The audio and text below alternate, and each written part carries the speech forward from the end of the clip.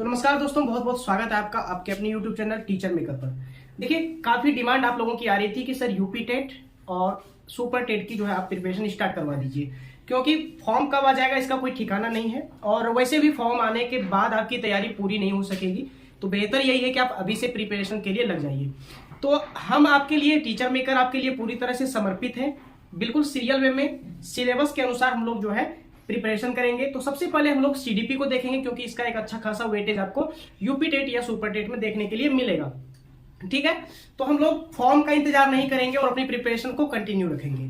देखिए, आज की क्लास हम लोग पेडागोजी की करने वाले हैं। पेडागोजी के आपके सिलेबस के अनुसार जो सबसे पहला टॉपिक है, सबसे पहला है कि क्या है आखिर मनोविज्ञान क्या है, पेडागोजी क्या है, मनोविज्ञान क्या है, साइकोलॉजी क्या है। तो यहां से हम लोगों ने शुरुआत की है और इसको अंतिम तक लेके जाएंगे।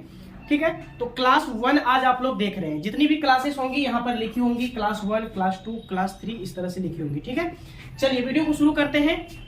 देखते हैं सबसे पहले साइकोलॉजी क्या होता है। साइकोलॉजी का हिंदी अर्थ होता है मनोविज्ञान। क्या होता है? मनोविज्ञान। अच्छा, मनोविज्ञान क्या के बारे में आप कितना जानते हैं? मनोविज्ञान का अर्थ क्या होता है? अगर आप इसको तोड़कर देखेंगे तो इसका अर्थ होता है मन का विज्ञान, जिसके अंतर्गत हम लोग मन के बारे में पढ़ते हैं, मन के अंदर की बातें जानते हैं, इसे कहते हैं मनोविज्ञान। ठीक है, आदमी के मन को परखना चाहते हैं, मन को परखते हैं, जानते हैं, समझते हैं, ये होता है मनोविज्ञान। अब अगर बात करें कि ये जो बना है किससे किससे मिलकर बना है, तो ये एक बना है साइके प्लस लोगोस से बना है। देखिए, साइके का अर्थ होता है आत्मा। साइके का अर्थ क्या होता है? आत्मा। आपने साइकेट्रिस्ट का नाम सुना है? साइकेट्रिस्ट जरूर सुना होगा।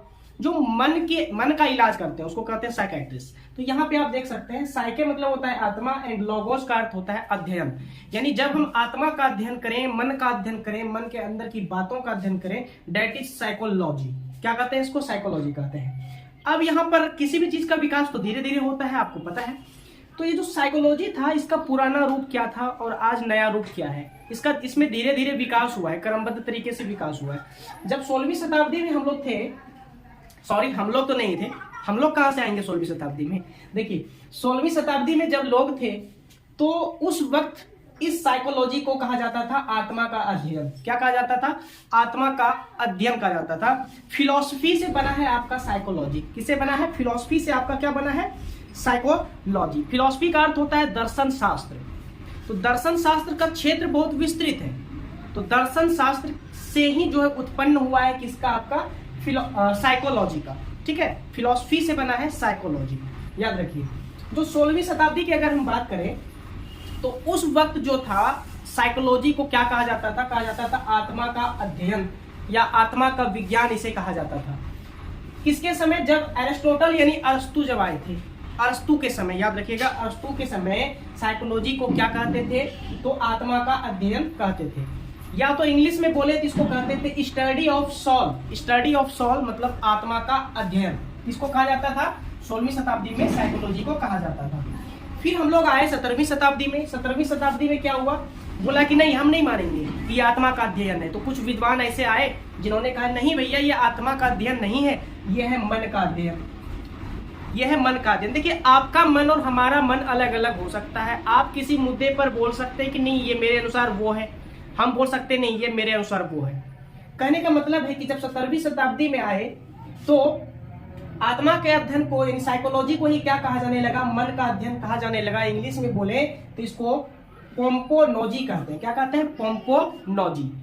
ठीक है, तो आत्मा के अध्ययन को छोड़ दिया गया। फिर 17वीं शताब्दी में मन का अध्ययन आया, इसको भी छोड़ दिया गया। हम लोग आ गए और ये 17वीं शताब्दी से चलता रहा। जब हम लोग 19वीं शताब्दी में आए तो 19वीं शताब्दी में साइकोलॉजी को कहा जाने लगा चेतना का अध्ययन।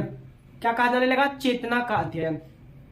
और चेतना का अध्ययन किसने कहा था? ये ज्यादा इंपॉर्टेंट है। तो वुंट ने कहा था। किसने कहा था? वुंट ने। अब यहां से कितने क्वेश्चन बनेंगे? सबसे पहले साइकोलॉजी को आत्मा का अध्ययन किसने कहा था? किसके समय में कहा गया था? अरस्तु के समय में कहा गया था। चेतना का अध्ययन साइकोलॉजी को किसके समय में कहा गया? वुंट के समय में कहा गया। ठीक है, याद रखिए। मन का अध्ययन क्या कहलाता है? पोम्पोनोजी कहलाता है, ये भी याद रखिएगा। इसके बाद आगे बढ़ते हैं 19वीं शताब्दी के बाद 20वीं शताब्दी। तो कहा कि हम आत्मा के अध्ययन को भी नहीं मानते, मन के अध्ययन को भी नहीं मानते, चेतना के अध्ययन को भी नहीं मानते। तो फिर 20वीं शताब्दी में कुछ विद्वानों ने इसे कहा व्यवहार का अध्ययन। व्यवहार का अध्ययन इसलिए कहा क्योंकि सम्मिलित रूप से अगर हम देखें, फाइनल रूप से देखें, तो हम लोग मनुष्य के व्यवहार का ही अध्ययन करते हैं। समाज में व्यवहार को बढ़ाने के लिए ही हम लोग कोई काम करते हैं, ठीक है। चाहे वो शिक्षक का बच्चों के प्रति व्यवहार हो, माता पिता के प्रति बच्चों का व्यवहार हो, सब चीज व्यवहार से रिलेटेड है। तो कुल मिला के आत्मा, मन और चेतना को छोड़ दिया गया और व्यवहार का अध्ययन इसे कहा जाने लगा। तो व्यवहार का अध्ययन किसने कहा था? वाटसन ने कहा था। ये इंपोर्टेंट है। यानी कि psychology is the science of behaviourism, यानी बिहेवियर का अध्ययन इसको कहा जाने लगा। यहाँ पे क्या कहते थे? स्टडी ऑफ सोल, इसको कहते थे पोम्पोनोलॉजी। वुंड ने क्या कहा था? चेतना का अध्ययन क्या कहा था? क्या कहा था? चेतना का अध्ययन कहा था। तो 20वीं शताब्दी तक हम लोग आगे व्यवहार के अध्ययन पर। अच्छा, तो आप ये बताइए, धीरे धीरे साइकोलॉजी ने क्या क्या खोया अपना? पहले तो अपनी आत्मा खो दी। अरे इसको छोड़ दिया गया ना। 17वीं शताब्दी में मन का अध्ययन कहा जाने लगा, तो साइकोलॉजी ने पहले अपनी आत्मा खो दी, फिर अपना मन खो दिया, फिर अपनी चेतना खो दी, और अभी थोड़ा बचा है। तो क्या बचा है? व्यवहार बचा है। अभी वर्तमान में क्या बचा है? व्यवहार बचा है। इसीलिए एक साहब आए, वुडवर्थ साहब। कौन आए? वुडवर्थ साहब। इस कहानी को ध्यान से सुन लीजिए, फिर कभी आपको कोई दिक्कत नहीं होने वाली। एक साहब आए जिसका नाम है वुडवर्थ। वुडवर्थ साहब ने बड़ी ही सुंदर पंक्ति में कहा है, बहुत ही सुंदर बातें कही है। First psychology lost its soul, यानी कि सबसे पहले साइकोलॉजी ने अपनी आत्मा खो दी। देन इट्स माइंड, उसके बाद अपना दिमाग खो दिया, यानी अपना मन खो दिया। फिर कहा then it lost it consciousness, यानी उसके बाद उसने अपनी चेतना को खो दी। एंड नाउ, और अब some sort of behaviour is left, यानी कि थोड़ा सा व्यवहार बचा हुआ है। ठीक है, धीरे धीरे अलग अलग शताब्दी में अलग अलग चीजें साइकोलॉजी ने खोई है। क्या क्या? सोल मतलब आत्मा खो दी, माइंड मतलब मन खो दिया, कॉन्शियसनेस मतलब चेतना खो दी, और अभी नाउ मतलब अब बिहेवियर बचा हुआ है, यानी व्यवहार का सिद्धांत अभी बचा हुआ है। हम लोग व्यवहार के सिद्धांत को मानते हैं। ठीक है, चलिए यहां तक हम लोग आ गए। तो वुडवर्थ साहब ने ये बात कही थी, याद रखिएगा, आप लोग काफी ज्यादा इंपॉर्टेंट है किसी भी एग्जाम के लिए, चाहे यूपी टेट हो, सुपर टेट हो, केवीएस हो, आने वाले सी टेट हो, किसी भी एग्जाम के लिए काफी ज्यादा इंपॉर्टेंट है। अब ध्यान दीजिएगा, मनोविज्ञान की जो पहली प्रयोगशाला है, मनोविज्ञान की जो पहली प्रयोगशाला है, यानी फर्स्ट लेबोरेटरी ऑफ साइकोलॉजी, ये किसने खोली थी? यहां से कई बार क्वेश्चन पूछे जा चुके हैं। आप जब प्रीवियस ईयर किसी भी, चाहे आप केवीएस के पलटा लो, चाहे आप यूपी टेट, तो काफी ज्यादा यहां से पूछता है, काफी फेमस रहा है यूपी टेट या सुपर टेट का। तो किसी भी चीज को आप किसी भी एग्जाम को आप पलटा के देख लो, यहाँ से क्वेश्चन बने हुए आपको जरूर मिल जाएंगे। देखिए, विज्ञान की यानी फर्स्ट लेबोरेटरी ऑफ साइकोलॉजी जो है, ये किसने खोली थी? ये विलियम वुंट ने खोली थी। किसने खोली थी? विलियम वुंट ने। अच्छा, फर्स्ट लेबोरेटरी कहने का क्या अर्थ है? यानी पहली प्रयोगशाला किसकी? साइकोलॉजी की, यानी कि साइकोलॉजी पर प्रयोग करना, एक्सपेरिमेंट करना। आज जो आप शिक्षा के क्षेत्र में इतनी क्रांति देख रहे हो, कहीं ना कहीं इसका उसमें बहुत बड़ा उद्देश्य है। क्योंकि आप बच्चे को कल पढ़ाने जाओगे, बच्चे के दिमाग को नहीं जानोगे, आपके बच्चा करना क्या चाहता है, बच्चा है कैसा, बच्चे में सुधार कैसा होगा, कैसे होगा, अगर आप ये चीज समझ नहीं पाओगे तो बच्चे को वो क्वालिटी एजुकेशन आप दे नहीं सकते। इसका मतलब ये है कि हमें साइकोलॉजी को समझने की जरूरत है। तो इसने साइकोलॉजी लैब खोली, फर्स्ट लैब खोली इसने, विलियम वुंट ने। ठीक है, अब कब खोली थी? 1879, 1879 में खोली थी। कहां पर? लिप्जिंग, जर्मनी में खुली थी। कहां पर? लिप्जिंग, जर्मनी में, याद रखिएगा। ठीक है, चलिए आगे बढ़ते हैं। अब यहां पे देखिए, प्रायोगिक मनोविज्ञान के जनक, यानी ये तो हमने बता ही दिया, अगर लेबोरेटरी सबसे पहले इन्होंने खोली तो प्रायोगिक मनोविज्ञान के जनक भी तो इन्हीं को बोलेंगे। किनको बोलेंगे? विलियम वुंट को। ठीक है, चलिए यहां से इतने इंपॉर्टेंट क्वेश्चन बन सकते थे। अब थोड़ा सा यहां गौर कीजिएगा, मनोविज्ञान के कुछ संप्रदाय हैं, मनोविज्ञान के कुछ संप्रदाय हैं। संप्रदाय मतलब क्या? जैसे हम लोगों में संप्रदाय होता है, हम जो है सिख संप्रदाय के हैं, हम हिंदू संप्रदाय के हैं, हम हिंदू मुस्लिम संप्रदाय के हैं। तो अलग अलग संप्रदाय होते हैं जो किसी और को मानते, हिंदू किसी और को मानते, सिख किसी और को मानते, है ना, मुस्लिम किसी और को मानते। तो इस प्रकार से साइकोलॉजी के भी अलग अलग संप्रदाय हो गए, वो कुछ और मानते हैं, ये कुछ और मानते हैं, ये कुछ और मानते हैं। तो इसको कहा गया स्कूल्स ऑफ साइकोलॉजी। क्या कहा गया? Schools of psychology. तो स्कूल्स ऑफ साइकोलॉजी काफी ज्यादा इंपॉर्टेंट है। इसमें सबसे पहला आता है, वो होता है संरचनावाद। क्या है? संरचनावाद, यानी कि स्ट्रक्चरिज्म। ठीक है, स्ट्रक्चरलिज्म यानी कि संरचनावाद। अब देखिए ये क्या कहता है? संरचनावाद क्या कहता है कि समाज की संरचना कैसी है, समाज का संगठन कैसा है, हमारे आस पड़ोस परिवेश का संगठन कैसा है, यानी संरचना कैसा है, यानी स्ट्रक्चर कैसा है, उस पर यह बल देता है। जैसा रहेगा वैसा उसमें रहने वाले लोगों पर उसका प्रभाव पड़ेगा। मुख्य रूप से यह बात इसमें बोली गई संरचनावाद में। अच्छा, क्वेश्चन क्या पूछा जाएगा, यही तो इंपॉर्टेंट है। आप पढ़ रहे हो ताकि आप एग्जाम क्वालिफाई कर सको और थोड़ी बहुत नॉलेज और एक सामाजिक प्राणी बन सको, ये भी है। ऐसा नहीं कि सिर्फ एग्जाम क्वालिफाई करना है। अब देखो, संरचनावाद यानी स्टैटिज्म जो होता है, इसके पिता से क्वेश्चन पूछे जाते हैं। यानी स्टैटिज्म के फादर कौन है? विलियम वुंड है। कौन है? विलियम वुंड को कहा गया है स्टैटिज्म के फादर, और सबसे पुराना है ये, याद रखिएगा। सबसे पुराना अगर कोई है तो वो है संरचनावाद। अगर पूछा जाए स्कूल्स ऑफ साइकोलॉजी में जो ओल्डेस्ट है, ओल्डेस्ट कौन है, सबसे पुराना कौन है, तो वो है हमारा संरचनावाद, स्टैटिज्म। पिता है इसके विलियम वुंड, और ये सबसे पुरानी है, सबसे ओल्डेस्ट है। ठीक है, अगला जो 2 नंबर है वो है हमारा फंक्शनलिज्म। ठीक है, फंक्शनलिज्म यानी इसको कहते हैं प्रकार्यवाद। इसको क्या कहा जाता है? प्रकार्यवाद कहा जाता है। थोड़ा सा ध्यान दीजिएगा, प्रकार्यवाद क्या है, प्रकार्यवाद के पिता कौन है? इसके पिता है विलियम जेम्स। कौन है? William James. तो ये क्या करता है? फंक्शन मतलब क्या? कार्य करने की क्षमता, उस पे ये क्या करता है? अपना ध्यान केंद्रित करता है। कौन? फंक्शनलिज्म यानी प्रकार्यवाद। इसके पिता कौन है? William James. अब यहां से एक काफी ज्यादा इंपॉर्टेंट क्वेश्चन आपके यूपी टेट या सुपर टेट में छपा हुआ मिल सकता है। वो कौन सा क्वेश्चन है कि एक बुक आई है प्रिंसिपल ऑफ साइकोलॉजी, बहुत पुरानी बुक है, बहुत पहले लिखी गई थी और बहुत फेमस बुक है। Principles of psychology, that means मनोविज्ञान का सिद्धांत नाम की पुस्तक आई। ये पुस्तक किसने लिखी? विलियम जॉन्स ने ही लिखी है, विलियम जेम्स ने ही लिखी है ये पुस्तक। तो यहां से 2 इंपॉर्टेंट पॉइंट बन सकते थे, एक पिता और उसकी बुक, दोनों को जरूर याद रखना है। आगे बढ़ते हैं। आगे है हमारा साइकोनोलिज्म। ठीक है, साइको एनालिज्म यानी कि मनोविश्लेषणवाद। मनोविश्लेषणवाद, साइको यानी कि मन, एनालिज्म का अर्थ होता है विश्लेषण, यानी कि मन का विश्लेषण करना ही क्या है? साइको एनालिज्म है। ठीक है, अब देखिए इसके जनक पूछे जाते हैं। इसके जनक है सिगमंड फ्रायड। आपने फ्रायड के बारे में काफी ज्यादा पढ़ा होगा। आपने अगर सीटेट की परीक्षा क्वालिफाई की हुई है तो आपने जरूर पढ़ा होगा फ्रायड के बारे में। तो इसको मनोविश्लेषणवाद के जनक भी बोले जाते हैं। किसको? सिगमंड फ्रायड को। उसके बाद जो अगला है वो है बिहेवियरिज्म। बिहेवियरिज्म मतलब व्यवहारवाद। क्या? व्यवहारवाद। यानी इसमें बताया गया कि विशेषकर जो भी हम लोग पढ़ा करते हैं उसमें व्यवहार का इंपॉर्टेंट रोल होता है। व्यवहार को बनाने के लिए ही, व्यवहार को डेवलप करने के लिए ही हम लोग क्या क्या करते हैं? साइकोलॉजी पढ़ा करते हैं या तो फिर कुछ सीखा करते हैं। तो ये हो जाता है हमारा बिहेवियरिज्म यानी कि व्यवहारवाद। अच्छा, व्यवहारवाद का सिद्धांत जो है वो दिया किसने था? जनक उसके कौन कहलाएंगे? जेबी वाटसन। वाटसन ने दिया था व्यवहारवाद। वो से व्यवहारवाद, वो से वाटसन, इस तरह से ट्रिक बना के याद रख लो, कभी नहीं भूलोगे। ठीक है, देखो उसके बाद ये क्या करता है? व्यवहार के अध्ययन पर फोकस करता है। व्यवहार का अध्ययन, ठीक है, व्यवहार का विज्ञान भी इसे कहा जाता है, यानी कि द साइंस ऑफ बिहेवियरिज्म। ठीक है, द साइंस ऑफ बिहेवियरिज्म। चलिए, यहां हो गया। तो बिहेवियरिज्म को हमने देख लिया, वाटसन से रिलेटेड है, व्यवहार के अध्ययन पर ये फोकस डालता है। व्यवहार ही समाज में मनुष्य को महान बनाता है। व्यवहार के लिए ही हम अगर कहीं द्वितीयक संस्था में जाकर कुछ ग्रहण करते हैं, शिक्षा ग्रहण करते हैं, अधिगम करते हैं, तो उसका मेन ध्येय होता है, मेन उद्देश्य होता है व्यवहार को हासिल करना। ठीक है, देखिए आगे है गेस्टाल्ट, काफी ज्यादा इंपॉर्टेंट। इसको गेस्टाल्टवाद भी कहा जाता है या सिर्फ गेस्टाल्ट भी इसको कहा जाता है, या तो फिर एक और नाम से इसको हम लोग जानते हैं। वो नाम इसका क्या है? Gestalt school of psychology. Gestalt school of psychology. अच्छा, फादर ऑफ गेस्टाल्ट कौन है? यानी इसके पिता कौन है?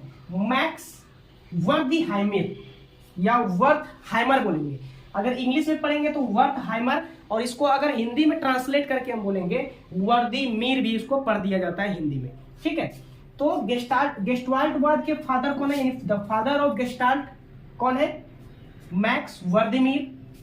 अच्छा, गेस्टाल्टवाद क्या बताता है? जैसे बिहेवियरिज्म बताता था कि भाई हमको व्यवहार के बारे में, व्यवहार पे मुख्य फोकस इसने डाला था। व्यवहार हम लोग सीखते हैं, व्यवहार के लिए सब कुछ अधिगम करते हैं, पढ़ते हैं।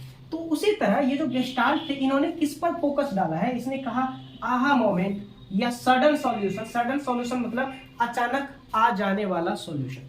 कभी कभी आपके मन में किसी चीज की समस्या का अचानक से सॉल्यूशन आ जाता है, क्योंकि आपको उनकी जरूरत होती है। कहीं ना कहीं आपका मन उस सॉल्यूशन के लिए परेशान होता है या भटकते रहता है, उसको खोजने की कोशिश करता है। तो ऐसी स्थिति में मन का एक एकाग्र रूप जो होता है, सारे एक्सपेक्ट को जोड़कर जब हम मन को देखेंगे तो मन उस चीज को कभी कभी अचानक से सॉल्व कर देता है। अचानक से आपको कोई कठिनाई थी, समस्या थी, कोई समाधान नहीं सूझ रहा था और अचानक से मन में एक आइडिया आ गया और उस समस्या का समाधान निकल गया। तो ये गेस्टाल्ट बोलते हैं कि मन अगर पूरा एक हो जाए, एकाग्र हो जाए, समग्र रूप से अगर हम अपने मन को देखें तो वो हमें सॉल्यूशन देता है। तो इसको कहते हैं सडन सॉल्यूशन, अचानक से सॉल्यूशन देना, या आहा मोमेंट नहीं होता है, आहा मिल गया, आ गया उपाय मेरे मन में, तो ये होता है, इसको कहते हैं आहा मोमेंट। ठीक है, और इसी में इसको कहा जाता है एक और चीज, इनसाइटफुल लर्निंग भी इसको कहा जाता है। क्या कहा जाता है? इनसाइटफुल लर्निंग भी इसको कहा जाता है। तो ये गेस्टाल्ट साहब ने बताया था ऐसा। ठीक है, आगे बढ़ते हैं।